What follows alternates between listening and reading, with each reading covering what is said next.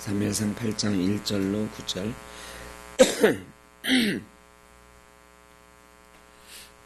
한 절씩 교독하겠습니다.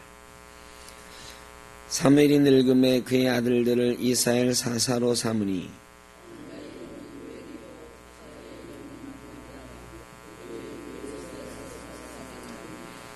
그의 아들들이 자기 아버지의 행위를 따르지 아니하고 이익을 따라 뇌물을 받고 판결을 굽게 하니라.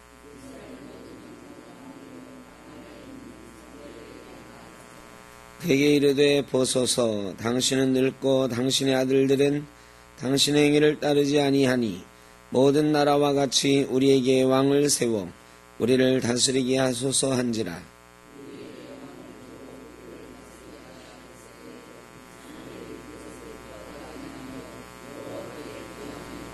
여호와께서 사무엘에게 이르시되 백성이 내게 한 말을 다 들으라. 이는 그들이 너를 버림이 아니요 나를 버려 자기들의 왕이 되지 못하게 함이니라.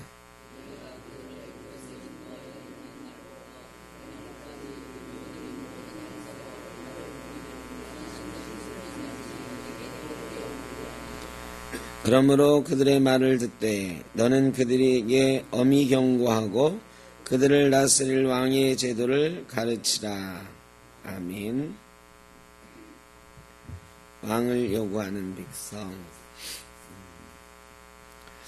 어제 노예 체육대회가 있었는데 제가 노예 나가면 젊은 축에 속하거든요. 시찰별로 대회를 하는 거라서 목사들이 많지 않으니까 담임 목사 몇 명 이렇게 종목마다 정해져 있어서 자꾸 나오라고 그래서 가서 했더니 온몸이 죽겠습니다. 이게 막판에 줄다리기를 했는데 줄다리기를 5번 연속했거든요. 그거 아무것도 아닌 건데 20초씩 5번 했는데 온몸이 아주 안 땡기는 데가 없습니다 지금. 그러더니 아침부터 코도 맹맹하고 막 다 나서가던 감기가 다시 오는 거 아닌가 겁나요. 여러분 조심하십시오. 건강 조심하시고. 사무엘서의 주제는 왕에 대한 이야기인데요. 주제는 하나님이 왕이시다. 이게 주제, 하나님이 왕이시다. 열왕기로 그 다음에 넘어가잖아요. 이 열왕기는 왕들의 이야기이지만 그 왕의 제도가 세워지기까지의 이야기는 사무엘상 하에서 이제 다윗과 솔로몬까지 이렇게 다루어지는데 다윗 왕 때가 이제 특히 많이 다루어지는 거죠. 다윗 왕 때 왕의 제도가 정비가 되니까 왕의 제도를 세워나가는 과정을 그리지만 주제는 하나님이 왕이시다. 이게 주제입니다. 이스라엘 백성들이 하나님께 사무엘에게 왕을 요구합니다. 요구하는 이유는 사무엘의 아들들이 사사가 되었는데 아버지의 행위대로 하지 않고 자기들의 뜻대로 자기들의 이익을 따라서 뇌물을 받고 판결을 굽게 했기 때문이었습니다. 여러분, 엘리는 자기 아들들을 잘못 가르친 죄로 목이 부러져 죽었어요. 근데 사무엘은 왜 책망받지 않았을까요? 사무엘이 책망받았다는 이야기가 어디에도 나와 있지 않고 그 뒤에도 하나님은 사무엘을 예뻐라 하셨습니다. 사무엘의 아들들이 큰 잘못을 했음에도 불구하고 왜 사무엘은 책망받지 않았을까요? 엘리와의 차이가 무엇입니까? 엘리는 잘못된 것을 알았음에도 불구하고 일단 엘리 자신이 영의 눈이 어두워져 있었고 자녀들을 책망하지 않았어요. 가르치지 않았어요. 근데 성경에 나와 있지 않지만 사무엘에게 하나님도 백성들도 원망하지 않고 벌을 내리지 않는 것은 사무엘이 자기 아들들을 행동으로 본을 보이고 또 열심히 가르쳤음에도 불구하고 아버지의 행위를 따르지 않았다. 이 말은 아버지가 본을 보여준 것도 안 따르고 아버지가 가르치는 것도 따르지 않았다. 아버지가 부모가 본을 잘 보이고 잘 가르친다고 자녀들이 다 잘 됩니까? 어떻습니까? 마음대로 안 되는 게 자식이다. 부모가 아무리 잘 가르치고 본을 보여도 자녀들이 잘 안 될 때가 있어요. 어긋날 때가 있습니다. 그때는 부모에게 책임을 물을 수 있습니까? 없습니까? 물을 수가 없는 것입니다. 자녀들을 열심히 훈계하고 잘 가르쳤음에도 자녀들이 어긋나갔다. 그건 누구의 책임이에요? 그거는 자기의 책임인 것입니다. 그런데 부모가 잘 가르치지도 않고 본을 보이지도 못해서 나는 아버지가 내게 보여준 대로 한 것뿐인데요. 이러면 누구의 책임이다? 아버지의 부모의 책임이 있다. 아들들의 책임이 없는 건 아니에요. 자녀의 책임이 없는 건 아니지만 부모의 책임도 크다. 성경은 그렇게 가르치는 거죠. 그러니까 우리가 나중에 하나님 앞에서 내 자녀들은 어디 있느냐? 책망받을 수 있고 그렇지 않을 수도 있다. 열심히 믿음의 본을 보이고 믿음으로 열심히 가르쳤으면 자녀들이 하나님 뜻대로 하나님이 원하시는 대로 살지 못했다 하더라도 부모가 책망받을 일은 아니다. 그러나 우리가 본을 보이지도 못하고 자녀들을 열심히 잘 훈계하지도 않았다면 부모의 책임을 추궁당하게 될 것이다. 부모들아 자녀를 훈계하라 그랬거든요. 그러니까 훈계할 책임이 자녀들에게 있어요. 근데 사무엘은 열심히 훈계하고 가르쳤으나 다 큰 자식들이 늙은 아버지의 말을 듣지 않았던 것입니다. 자, 백성들이 이때의 왕을 세워달라고 요구를 하는 것입니다. 지도자가 잘못되니 제도를 요구하는 것입니다. 사사도 지도자잖아요. 지금 사사가 잘못되었다. 그럼 제도의 문제입니까? 제도가 없어서 그렇습니까? 아니에요. 이 사사들 책임이에요. 그럼 백성들은 뭘 요구했어야 돼요? 사사를 바꿔주십시오. 이걸 요구했어야 되는 거예요. 사사들 보고 어떻게 하라고 그랬어야 돼요? 내려와라. 그랬어야 되는 거예요.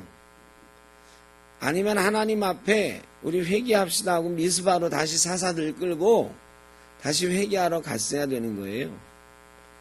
백성들이 지금 사사들이 잘못하는 걸 가지고 핑계 삼고 있는 거야.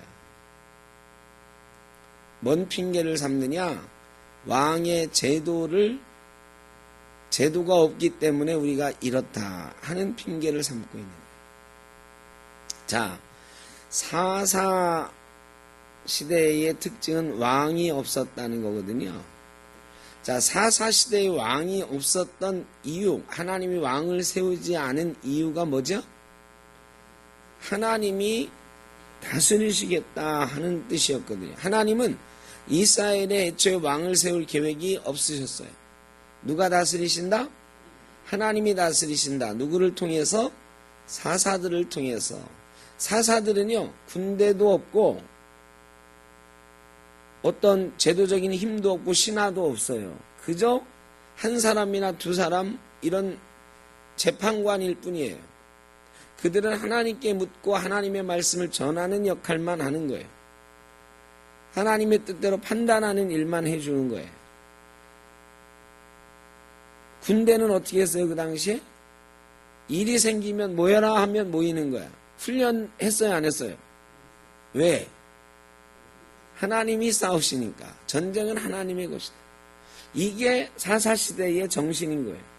하나님이 다스리고 하나님이 싸우시고 하나님이 다스리는 통치하시는 나라, 신정국가, 이게 하나님이 원래 만들려고 했던 건데, 사사기의 마지막 말씀이 뭐죠? 그때의 왕이 없으므로 백성들이 자기들의 소견에 옳은 대로 했다. 이게 사사기의 마지막. 사사기의 상황을 한마디로 백성들 마음대로 소견에 옳은 대로 하라고 왕을 세워주지 않은 게 아니고 하나님 뜻대로 하라고 왕을 세우지 않은 거거든요. 그런데 백성들은 하나님의 뜻을 묻지 않고 자기들 소견에 옳은 대로 하니까, 여러분, 하나님이 다스려야 되는데 하나님의 뜻을 묻지 않고 자기들 소견에 옳은 대로 하니까 이게 오합지졸이 되는 거죠. 완전히 자기들 마음대로 다 따로따로 하니까. 그러니까 맨날 전쟁 나면 어떻게 돼요? 맨날 깨져가지고 종로로 타는 거야. 내내 블레셋 쳐들어오면 블레셋의 종로로 타고, 미디안 쳐들어오면 미디안의 종로로 타고. 백성들은 그게 뭐가 없기 때문이라고 생각했어요? 왕이 없기 때문이라고 생각했어요. 실제로는 뭐가 없기 때문이에요? 하나님이 계시지 않기 때문에. 계시지 않은 게 하나님을 따르지 않기 때문에. 하나님께 물어보지도 않고 하나님께 맡기지도 않았기 때문에. 하나님의 다스림을 구하지 않았기 때문에. 완전히 핀트가 빗나가 있는 것인데, 지금 사무엘의 아들들이 잘못하니까 그때를 기화로 백성들이 왕을 요구하고 있는 것입니다. 아까도 말씀드렸지만 백성들은 하나님께로 돌아갔어야 돼. 사사시대에는 그래도 뭐 문제가 생기고 어려움 당하고 고통당하면 어떻게 했어요? 하나님 앞에 부르짖기라도 했거든, 그때는. 근데 이제는 뭐도 안 하는 거예요. 하나님 앞에 부르짖지도 않는 거예요. 그리고 이제는 하나님 필요 없고 누가 필요하다? 왕이 필요하다. 여러분, 그래서 하나님이 사무엘이 섭섭해가지고 이놈들이 왕을 요구합니다. 하나님 섭섭합니다. 어떻게 하죠? 그랬더니 하나님이 당연히 거절할 줄 알았더니 하나님이 뭐라고 하시냐면 그들 뜻대로 해줘라. 왕 세워줘라. 그들이 너를 버리려고 하는 게 아니라 누구를 버리려고 하는 거다? 나를 버리려고 하는 거다. 하나님을 버리려고. 제가 지금 설명드렸죠. 사사시대는 하나님이 다스리는 시대예요. 그들은 하나님께 부르짖었어야 돼. 사사기에서는 그래도 하나님을 찾았어요. 근데 이제는 하나님께 부르짖고 찾는 것도 귀찮은 거야. 왜? 왕이 있으면 애초에 이런 어려움도 안 당할 것 같았거든요. 근데 그들은요, 뭔가 착각하고 있는 거야. 하나님을 떠나지 않고 죄악에 빠지지 않았으면 애초부터 하나님이 다 막아주시고 싸워주시기 때문에 이방인의 종로로 탈 일도 없고요. 사사들이 전행할 일도 없는 거예요. 하나님께 부르짖으면 돼. 아니, 하나님, 저 사사들이 하나님 뜻대로 하지 않고 우리를 지들 맘대로 막 뇌물 받으면서 불의한 재판하면서 다스립니다. 우리 저 사사들 마음에 안 듭니다. 하나님께 기도했으면 어떻게 하셨을까요? 하나님 바꿔주셨죠. 바꿔주셨죠. 그랬어야 되는 거예요. 그런데 그들은 이런 과정이 싫었던 거죠. 왕이 다스리면 문제가 해결되리라 생각했습니다. 여러분, 사람이 자유를 좋아합니까? 억압을 좋아합니까? 여러분은 자유를 좋아하십니까? 억압을 좋아하십니까? 억압이라고 하니까 조금 그런데 내 맘대로 하는 게 좋습니까? 누가 하나부터 열까지 지시해 주는 게 좋습니까? 왜 억압이 싫다며? 예, 여러분, 하나부터 열까지 누가 지시해 주는 게 좋아요? 내 자유의지로 하는 게 좋아요? 지시해 주는 대로 하는 게 좋아요? 그게 하긴 정답이긴 한데 너무 많이 그거를 좋아하시는데, 너무 당연한 듯이. 이게 사람이요, 의외로 자유를 갈망하는 존재지만 어떤 판단이나 어떤 일할 때 내가 뭘 막 고민하고 창조적으로 뭘 만들어가고 이런 것보다는 지시를 받기를 좋아해요. 왜? 지시를 받으면 뭐가 없어요? 책임이 없어요. 책임이 없어요. 내 자유로 야 이거 네가 알아서 해봐. 상사가 그랬어요. 아유 내 마음대로 해보면 나중에 책임은 내가 져야 되는데 그러지 말고 부장님 좀 뭐 어떻게 하라고 지시를 해 주십시오. 여러분 이런 사원은요 죽을 때까지 부장 못해. 부장하고 은퇴해. 근데 임원 되고 사장 되고 하는 사람들은 어떻게 해요? 내 의지로 창조적인 걸 막 해보는 거야. 깨져도 또 하는 거야. 막. 누가 일을 네 맘대로 그따위로 하라고 그랬어. 그러면 더 잘해보려고 한번 하고. 이런 사람이 사회를 이끌어 나가고 회사를 이끌어 나가는 거예요. 그런데 많은 사람들이 어떤 쪽을 택하냐면 지시받는 쪽을 택해요. 하나부터 열까지 지시해주면 좋겠다. 그래야 내가 책임이 없으니까. 혼나도 덜 혼나. 왜 내가 지시한 대로 안 했어? 죄송합니다. 하려고 했는데 이러면 되거든. 근데 다른 거는 왜 네 맘대로 했어? 네가 책임져. 이게 겁나거든요. 더 심하게 말하면 제가 대학교 때 저희 때는 전두환 대통령이 다스릴 때잖아요. 데모가 굉장히 심했던 때. 근데 이제 가끔 과에서 토론회를 했거든요. 근데 어떤 친구가요, 다들 나라가 이래서는 안 되겠다. 학생들이 뭐 그때 나라에 대해서 토론을 많이 할 텐데 토론을 이렇게 하는데 다들 안 되겠다. 이거 이렇게 독재하는 데서 학생들이 가만히 있으면 안 되겠다. 막 이런 얘기를 많이 하는데 어떤 학생이 말이에요. 우리 반 학생이었는데 인나더니 용감하게 나는 그 생각에 반대다 그러면서 나는 전두환 같은 사람이 우리나라를 다스려야 된다고 생각한다. 그러면서 안 했어야 될 말을 그 뒤에 했는데 뭐라고 했냐. 우리나라 백성들은 전두환처럼 위에서 꽉 찍어 눌러야 백성들이 알아서 잘 긴다고. 그러면서 그래야 우리나라는 잘 된다. 이런 얘기를 했어요. 이게 말이죠. 그럴듯하다고 생각하는 사람이 꽤 많아요. 우리나라는 지 맘대로 하게 놔두면 안 돼. 누군가 꽉 잡고 막 끌어가야 돼 하는 생각을 가진 사람들이 의외로 많습니다. 저희 목사들끼리도 가끔 모이면 그런 얘기 하거든요. 야, 독재해야 돼. 교회마다 잘 되는 교회는 다 어떤 교회가 잘 되냐? 희한해요. 그냥 목사가 꽉 틀어지고 왕처럼 막 끌고 나가는 막 이런 교회가 부흥한다는 거야. 그래 70년대 80년대 특히 80년대 막 부흥하던 교회들 보면 대부분이 그런 교회들이었어요. 그래서 목사들 가운데 그런 의식이 모여서 얘기하면요. 그런 의식이 꽤 많이 있었어요. 야, 교회는 독재해야 돼. 목사가 딱 잡고 쫙 끌고 나가야 교회가 된다. 여러분 어떻게 생각하십니까?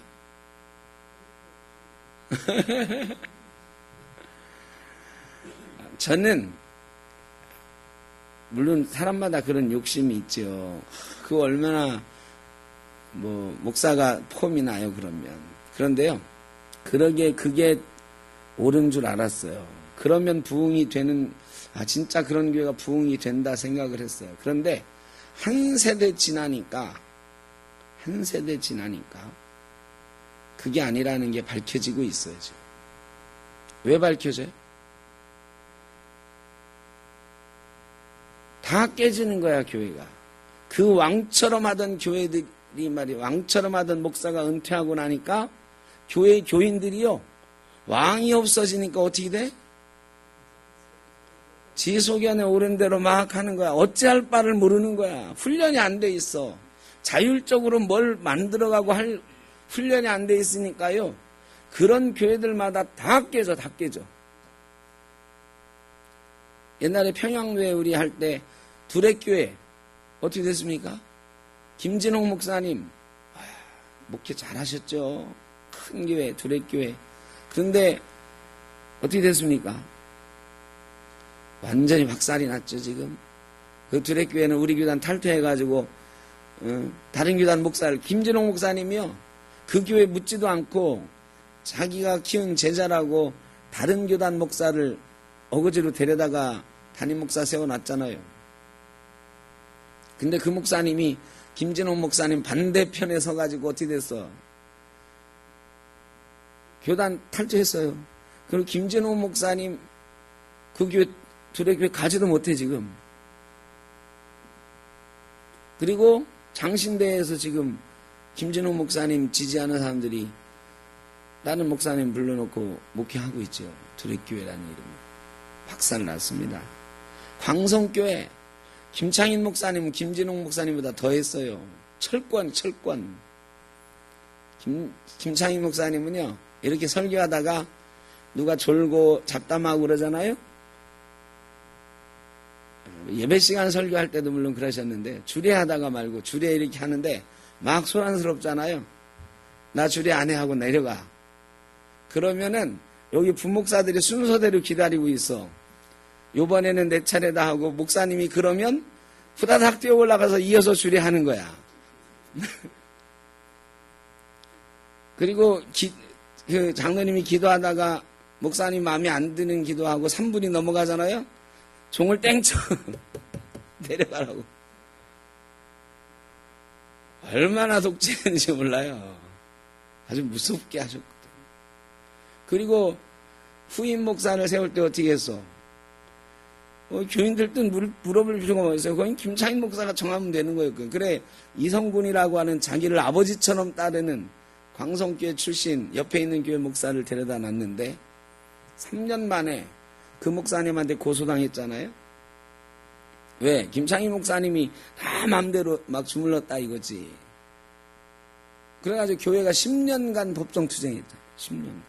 광성교회. 여러분 알죠? 뉴스에 많이 났잖아. 막 교회 앞마당에 막 의자 쌓아놓고 막 10년간 전쟁했잖아요. 아직도 안 끝났어. 판결은 났는데 지금 교회를 차지한 우리 교단 교회가 교회 나가겠다고 하는 사람들한테 200억 주라고 지금 판결이 나가지고 200억 만들려고 명성교회에다 기도원 팔고 막 그래서 난리가 났잖아요. 이게 뭐 여러분이 알만한 교회 다 돼보세요. 다 깨져요. 거의 다 깨졌어요. 왕처럼 하던 목사님들이 은퇴하고 나서 다 깨졌어. 다. 거의 다 깨졌어요. 여러분 이름 뭐 알만한 이름 다 대보세요. 영락교회 우리 정락순 권사님 계시지만 한경재 목사님 왕처럼 하시지 않았지만 교인들이 왕처럼 떠받들었지. 거의 신처럼 하나님처럼 모셨죠. 한경재 목사님은 그 자리를 원하지 않으셨지만 그런데요. 그 뒤에 박조준 목사님 이명수 목사님 전에 또 있었죠. 그런 분들 왔다가 다 얼마 못 견디고 다. 그래도 이철신 목사님이 오래 계셨지만 하여간 처음 갈 때부터 고생하시다가 고생만 하다 나오셨죠. 이게 말이죠. 교회가 시스템이 안 돼 있는 거야. 우리 교단이 큰 교회들 다 되면 주한교회 반토막 났죠 지금. 그 나겸일 목사님이 뭐 교단 탈퇴해서 종신 목회하겠다 했잖아요. 70세 은퇴인데 우리 교단 탈퇴해가지고 내가 왕처럼 하는 것은 더 하겠다고. 교단 탈퇴하면 70세 법에 적용 안 되니까. 그러니까 또 안수집사님들이 들고 일어나서 대판 싸워가지고 결국은 70세 은퇴하시고 그 다음에 담임 목사님 새로 왔지만 교회가 반토막 났어요. 소망교회 박선희 목사님이 법이었던 교회죠. 거기 어떻게 됐어요? 거기요? 김지철 목사님 가가지고 거기도요. 당회가 하도 싸우니까 말이에요. 목사 장로가 고발하고 막 난리가 났잖아요. 하도 싸우니까 교인들이 우리가 지켜보고 있을 테니까 그만 좀 싸우시오 하고 당회하는 거를 본당에다 중계했잖아요. 본당에 중계하면 안 싸울 거다 하고. 근데도 싸웠잖아, 계속. 여러분, 죄송하지만 우리 교단의 대표적인, 그래, 왕처럼 해가지고 성장한 교회들, 이제 지금 하나 남은 무슨 교회? 명성교회. 왕처럼 하시다가 지금 왕처럼 아들한테 물려주고 상황 노릇 하시겠다고 지금 덕분에 우리 교단이 박살나고 있지 않습니까? 대한민국 교회가 박살나고 있어요. 여러분, 왕처럼 하면은 지시하고 막 하면 잘 되는 것 같으나 그 왕이 없어지면 훈련받지 못한 성도들은 질이 멸렬하고 교회가 박살이 난다. 그래서 좋은 교회는 성도들이 훈련받고 성도들이 자기 역할을 하고 이런 교회가 좋은 교회. 그런 교회는 오래 가요. 목사가 은퇴해도 흔들림이 없는 교회가 좋은 교회. 근데 왕처럼 하던 사람이 물러나면 반드시 문제가 생깁니다. 그러니까 근데 사람들 마음은 어떠냐? 왕처럼 하는 사람이 있어가지고 우리를 쫙 끌고 가주면 우리나라가 잘 되고 교회가 잘 되고 뭐 이런 게 잘 될 것 같은 느낌이 있는 거예요. 그런 마음이 있는 거예요. 그런데 그렇지 않다.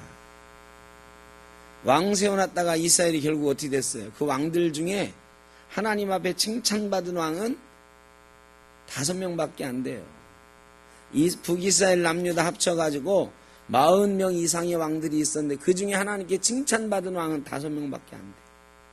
다 죄악에 빠져서 나라를 엉망으로 만들었어. 그래 결국 이스라엘이 망하는 길로 간 거죠. 근데 하나님이 왜 허락하셨을까요?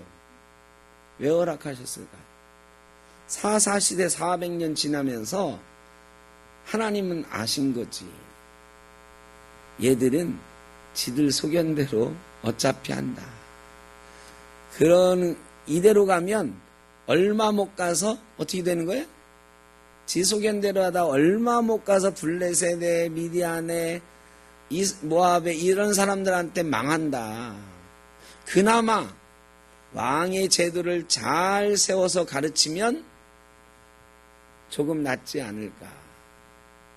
하나님이 좋은 왕을 좋은 제도를 가지고 한번 해보도록 허락해보자. 지들이 원하니 지들 의지대로 한번 하게 해보자.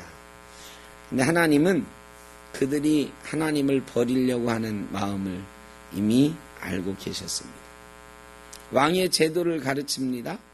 왕의 제도의 첫 번째가 뭐였냐면 그 뒤에 이제 나오는데 첫 번째가 뭐냐? 병역 의무예요. 여태까지는 병역 의무가 있었어요? 없었어요? 없었어요. 근데 왕을 세우고 나라의 제도를 갖추면 반드시 뭐가 있어야 돼요? 군대가 있어야 돼요. 그래서 사무엘이 그럼 너희가 병역 의무를 해야 된다. 너희의 자녀들이 모여서 왕 아래 훈련받고 왕을 지키고 왕의 군대가 되어서 의무를 해야 된다. 두 번째 의무는 뭐냐? 우리랑 비슷해요. 여러분 병역 의무 다음에 뭐가 있어요? 국민은? 납세 의무가 있어요. 너희가 세금을 내서 왕의 성도 지어주고 왕의 궁전도 지어주고 왕의 땅도 주고 또 왕에게 세금 내서 왕이 나라를 다스릴 수 있는 재정적인 것도 만들어줘야 된다. 포도원과 과수원도 만들어줘야 된다. 세 번째는 이게 제일 큰 건데 너희가 이제부터는 계급이라는 게 생겨서 제일 위의 계급은 뭐예요? 왕이에요. 왕. 나머지는 다 왕의 신하는 좋은 편이고 사무엘의 표현은 왕의 종이 되어야 된다. 여러분 왕을 이왕 세우면 다 왕의 종이에요. 짐이 곧 국가다 이거죠. 왕정제도는 다 그런 거예요. 왕정제도는 임금이 백성을 종처럼 백성이 뭐 공자는 뭐 백성을 하늘로 모셔라 그랬지만 아니에요. 왕은 백성을 하늘로 모시는 왕은 없어요. 내가 국가야. 내가 국가. 루이 14세. 내가 국가다. 그러니까 너희는 왕의 종이 되어야 된다. 이 세 가지를 얘기해 줬어요. 병역의 의무, 납세의 의무, 왕의 종이 되어야 되는 현실 얘기해 주고, 그래도 너희가 왕을 세우겠느냐. 왕의 제도는 이런 것이다. 그런데 너희가 그래도 왕의 제도를 원하느냐 그랬더니 이스라엘 백성들이 뭐라고 그랬어요? 그래도 왕을 세워주십시오. 19절에 보면 18절에 그날에 너희는 너희가 택한 왕으로 말미암아 부르짖되 그날에 여호와께서 너희에게 응답하지 아니하시리라. 자, 여러분, 여태까지는 사사시대에 자기들 소견대로 옳은대로 하다가 이방 군대가 쳐들어오고 압제를 당하면 부르짖었어요. 부르짖으면 하나님이 어떻게 하셨어요? 응답하셨어요. 그런데 왕의 제도를 세우고 나서는 너희가 이렇게 왕 앞에 압제당할 날이 있게 되고 왕 때문에 고통당하게 될 것인데, 그때에 너희가 부르짖어도 그때에는 하나님이 어떻게 할 것이다? 응답하지 않을 것이다. 왜? 지금 너희가 선택하는 거, 하나님이냐 왕이냐 선택하는 거기 때문에, 하나님이 니들이 왕을 선택하면 너희 선택에 대한 책임을 물으실 거지 절대로 응답하지 않을 것이다. 그래도 너희가 왕을 원하겠느냐? 그랬더니 19절에 백성이 뭐라고 그래요? 백성이 사무엘의 말 듣기를 거절하여 이르되 아니로소이다. 우리도 우리 왕이 있어야 하리니 우리도 다른 나라를 같이 되어 우리의 왕이 우리를 다스리며 우리 앞에 나가서 우리의 싸움을 싸워야 할 것이니라 하는지라. 백성들이 고집이 셉니다. 한 번 잘못된 길로 선택해서 나아가면요, 그거 돌이키기가 정말 어렵습니다. 백성들이 그럼에도 불구하고 고집을 계속 세우는 거예요. 사무엘이 백성의 말을 다 듣고 여호와께 아뢰매 22절 여호와께서 사무엘에게 이르시되 그들의 말을 들어 왕을 세우라 하시니 사무엘이 이스라엘 사람들에게 이르되 너희는 각기 성읍으로 돌아가라 하니라. 이제 왕 세울 준비를 하게 되는 거죠. 자, 여러분, 우리는 어떻습니까? 우리는 사람을 왕으로 뽑고 섬기기를 원하는 사람입니까? 아니면 하나님을 우리의 왕으로 세우고 내가 하나님 앞에서 바로 어떤 역할을 하기를 원하는 사람입니까? 꼭 그렇게 되시기를 바랍니다. 하나님을 왕으로 세우세요. 근데요, 가끔은 말이죠. 가끔은 교회에서도 우리의 마음은 분명히 그래. 하나님을 왕으로 모시고 내가 그 왕이신 하나님 앞에 왕이신 나의 하나님 이렇게 찬송하잖아요. 그 하나님 앞에 바로 서고 내가 목사로서 장로로서 권사로서 집사로서 어떤 하나님이 원하시는 일들을 역할들을 해나가야 되는 게 맞는데, 가끔은 우리도 우리가 세운 제도의 노예가 될 때가 많이 있어요. 우리가 세운 제도의 노예가 될 때만, 특히 우리 장로교, 이 장로교 제도, 이 합동측은요 목사가 왕인 제도를 가지고 있어요. 합동측은 목사들이 셉니다. 장로님들이 죄송하지만 목사를 제가 생각하기엔 거의 절대 못 쫓아내요. 거의 100% 못 쫓아냅니다. 근데 우리 통합 측은 장로님들이 센 제도를 가지고 있어요. 당회에서 아무리 교인들이 100% 다 원한다 해도 장로님이 반 이상 반대하면 목사를 쫓아내요. 그런 제도를 가지고 있어요. 어쨌든 근데 이런 제도에 우리가 종속되어 가고 있는 게 꽤 많아요. 합동 측은 목사가 왕처럼 이런 데가 많아요. 그리고 우리 교단은 이 제도 속에서 잘못된 운영 때문에 교회가 막 망가지는 경우가 많고, 하나님이 왕이시라고 분명히 말하지만 우리가 교회 운영하다 보면 때로는 누가 왕인 경우가 많으냐? 목사가 왕일 때도 있고 장로가 왕일 때도 있고요. 또 부서마다 누가 왕인 부서가 있고 막 그래. 되게 이제 오래된 교회들이 그런데요. 오래된 교회에 가면은 이게 저는 그래서 모든 부서를 로테이션 해야 된다고 생각을 하는 사람인데, 한 사람이 오래 한 부서의 부서장을 하면 이게 문제가 생겨요. 그분이 그 부서의 왕이 돼. 예전에 그런 교회가 많았어요. 어느 교회 가면 주방장 20년 한 할머니 권사님. 그 주방에는 아무도 말을 못해. 목사도 말을 못하고 장로도 말을 못해. 20년 주곡 잡은 권사님이 왕이야. 뭐 어느 부서는 또 제가 예전에 그랬거든요. 교회학교랑 교회학교 부장님들하고 좀 트러블이 생긴 게, 교회학교 부장님들하고 회의하는데 어떤 부장님이 대놓고 저한테 그러셨거든요. 목사님은 알지도 못하면서 그런 말씀을 하십니다. 그런데 제가 자존심이 좀 상했잖아요. 제가 그래도 목사 된 지가 벌써 20년 가까이 되고 목회한 지가 30년이 가까이 돼 가는데, 그랬더니 그러더라고요. 우리는 교회학교만 이 부장들은 다 교회학교 부장을 10년 이상 한 사람들입니다. 그러면서 목사님 모르면은 아무 말씀하지 마십시오 그러더라고요. 이게 자기들이 왕노릇하는 거죠.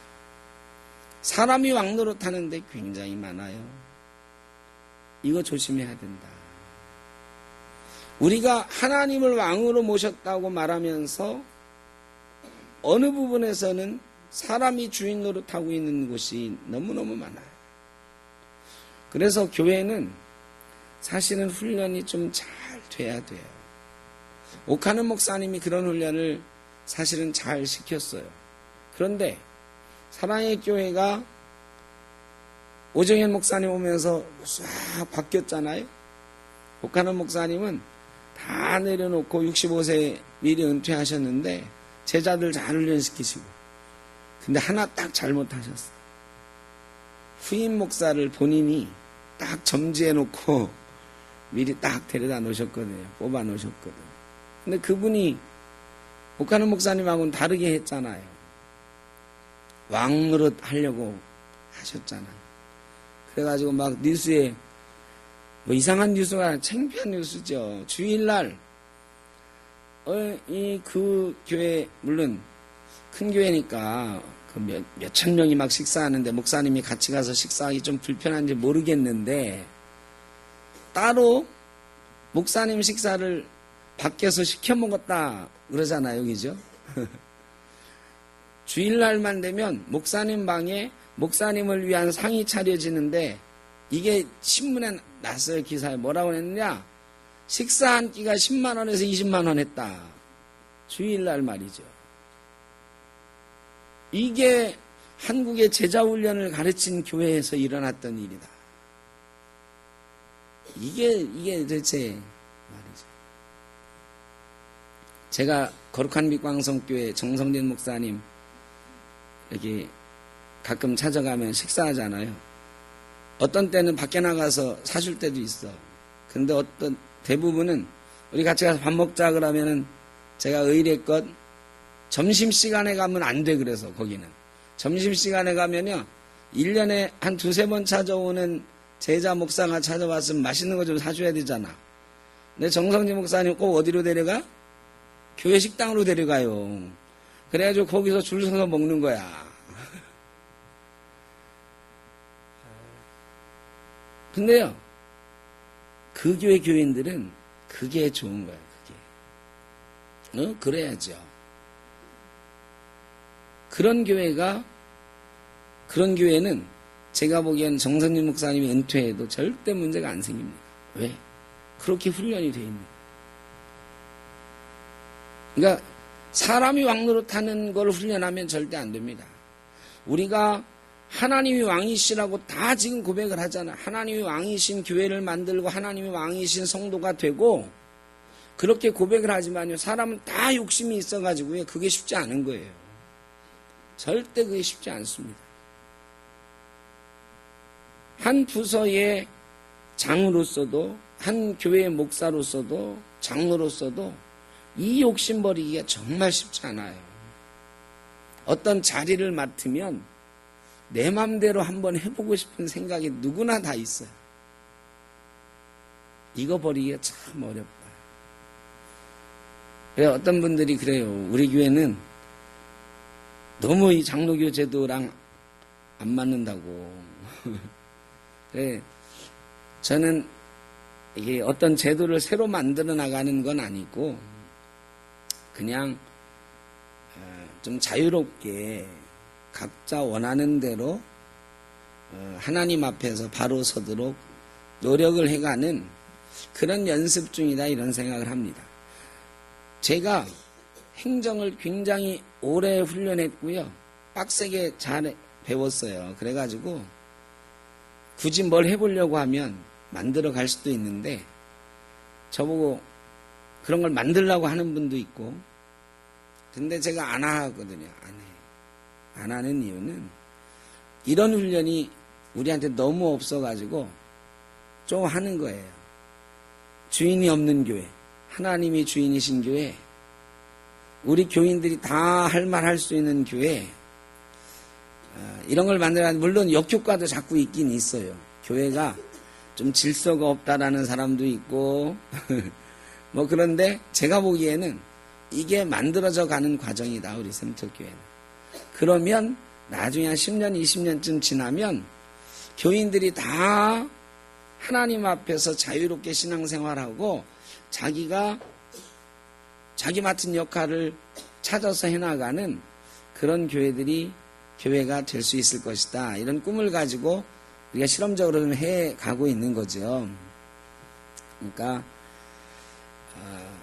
우리가 적당히 조화를 잘 이루어야 될 것 같습니다. 우리 장로교 제도 안에 우리가 있는 교회니까 이 법적인 것들을 너무 많이 무너뜨리지는 않으면서도 이 제도의 틀을 조금 벗어나서 우리 샘터교회만 가지고 있는 하나님이 계십니다. 그것으로 충분합니다. 상식이 통하는 교회, 건강하고 바른 교회, 이런 교회를 좀 만들어 가봐야 되지 않을까. 이게 쉽지 않아요. 절대로 쉽지는 않습니다. 쉽지는 않은데 또 답도 없어요. 어떤 교회가 그런 교회인지. 왜냐하면 제가 답을 가지고 만들어가면 그게 그 중심에 반드시 제가 있게 됩니다. 제가 만들어가는 교회니까. 그러면 안 되고 조금 수정해 가면서 모양을 잡아가는 시간이 좀 걸립니다. 그래서 우리 교회는 왜 확 조직적으로 쫙 끌고 가고 힘있게 뭐 이런 게 없느냐 이러시는 분들도 있지만 그런 거의 위험성이 너무 많이 우리 교회에 있어 왔어요. 그래서 여러분 좀 널널하게 신앙생활 하시고 대신 내가 하나님 앞에 어떻게 설 것인가, 나는 하나님 앞에 왕이신 하나님 앞에 어떤 신하로 예수님의 어떤 제자로 내가 서 있을 것인가, 이런 것들은 각자 훈련해 나가고 저도 또 그런 것들을 도와드리고 해나가면서 교회를 만들어 가야 되지 않을까. 조금 길어졌습니다만 사람을 왕으로 모시는 교회는 절대로 교회가 아닙니다. 그럼 사람을 왕으로 모시는 교회는 교회가 아니에요. 아무리 대형 교회에 이루었다고 해도 그건 교회가 아니에요. 저는 지난번 TV MBC에서 한 프로그램 보고 저건 조금 더 넘어가면 교회가 아닌 게 되겠다 싶더라고요. 그건 사람이 왕이지. 사람이 왕을 넘어서 제가 보기에는 거기 프로그램에 나온 대로 보면 제가 보기에는 사람이 왕을 넘어서 뭐가 돼가고 있어요? 신이 돼가고 있어요. 신이 돼. 하나님 이름을 거기다 붙이기는 정말 민망하고 신이 돼가고 있는 거죠. 그래, 이 만민중앙교회나 다를 게 뭐 있어? 만민중앙교회 이재록이 성폭력으로 감옥에 갔는데도 그러니까 그런데도 딸이 나서가지고 말이죠. 뭐 우리 당회장님 부활하실 거. 근데 제가 보기엔 우리 교단 교회 중에도 그거 못지않은 교회 돼 가고 있는 교회들이 있어요. 사람이 왕인 교회는 그렇게 된다.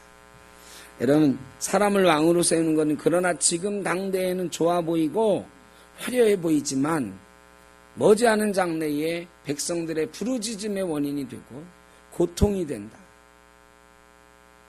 진정한 왕이신 하나님을 섬기는 길이 행복의 길이다. 하나님 나라는 하나님이 왕이시니까 하나님 나라인 거예요. 여러분, 우리 교회가 하나님 나라 되기를 원하시죠? 누가 왕이시다? 하나님이 왕이시다. 하나님의 왕인 교회. 그런 교회 쉽지는 않아요. 우리가 너무 사람에 익숙해 있기 때문에. 그러나 하나님을 왕으로 모시고 평화와 기쁨이 있는 참 정의가 있는 그런 교회 공동체를 우리가 작게라도 만들어 갈 때에 하나님 나라가 이 땅에 조금씩 확장되어 가는 역사도 있게 될 줄로 믿습니다. 여러분의 가정에서도 또 여러분의 인생 가운데도 하나님을 왕으로 모시고 참 평화와 기쁨을 누리시는 저와 여러분 되실 주의 이름으로 축원합니다. 기도하겠습니다. 사랑의 아버지 하나님, 사람이 왕되어 다스리는 나라가 좋아 보일 때가 있고 그런 교회가 잘 된다 싶을 때도 있었습니다.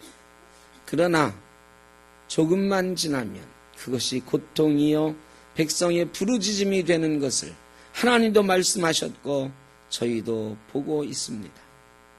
하나님, 저희가 이런 말씀 가운데 이런 상황 가운데 참으로 우리의 왕은 하나님뿐인 것을 깨달을 수 있게 하여 주옵소서.